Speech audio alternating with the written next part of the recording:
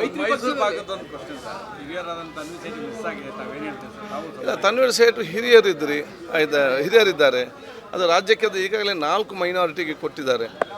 ನನಗೆ ಕೊಟ್ಟಿದ್ದಾರೆ, ಜಮೀರ್ ಅವರು, ರಿಜ್ವಾನ್ ಅವರು, ಸಲೀಂ ಅಹಮದ್ ಅವರು, 4 ಜನರಿಗೆ ಇವತ್ತು ಕೊಟ್ಟಿದ್ದಾರೆ.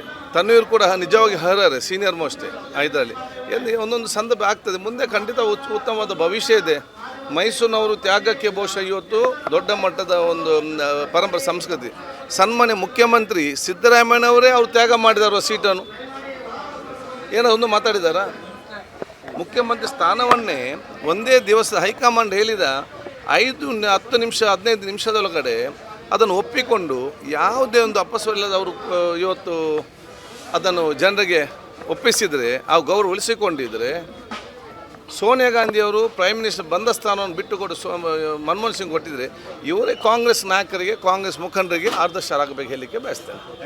ಮೈಸೂರು ಭಾಗದೊಂದು ಪ್ರಶ್ನೆ ಸರ್, ಹಿರಿಯರಾದಂಥ ತನ್ವೀರ್ ಸೇಠ್ ಮಿಸ್ ಆಗಿದೆ, ತಾವೇನು ಹೇಳ್ತೀವಿ ಸರ್? ತಾವು ಇಲ್ಲ, ತನ್ವೀರ್ ಸೇಠ್ ಹಿರಿಯರಿದ್ದಾರೆ. ಅದು ರಾಜ್ಯಕ್ಕೆ ಈಗಾಗಲೇ 4 ಮೈನಾರಿಟಿಗೆ ಕೊಟ್ಟಿದ್ದಾರೆ.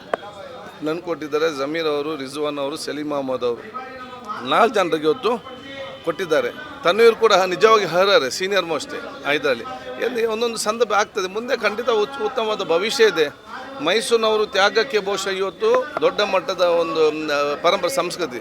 ಸನ್ಮಾನ್ಯ ಮುಖ್ಯಮಂತ್ರಿ ಸಿದ್ದರಾಮಯ್ಯನವರೇ ಅವರು ತ್ಯಾಗ ಮಾಡಿದಾರೋ ಸೀಟನ್ನು, ಏನೋ ಒಂದು ಮಾತಾಡಿದಾರಾ?